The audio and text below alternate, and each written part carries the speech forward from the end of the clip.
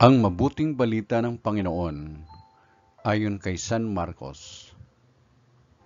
Papuri sa iyo, Panginoon.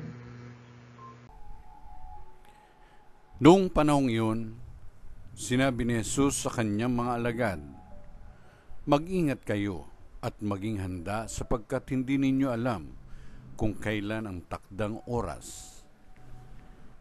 Katulad nito'y isang taong umalis upang maglakbay sa malayong lupain. Ipinababahala ang kanyang tahanan sa mga alipin na binigyan ng kanya-kanyang gawain.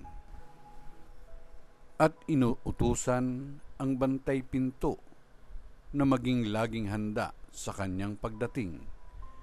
Gayon din naman, maging handa kayong lagi.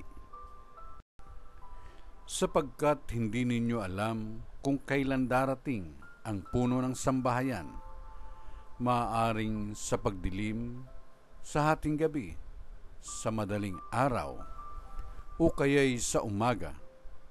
Baka sa kanyang biglang pagdating ay maratnang kayong natutulog. Ang sinasabi ko sa inyo'y sinasabi ko sa lahat, maging handa kayo." Ang mabuting balita ng Panginoon. Pinupuri ka namin, Panginoong Kristo.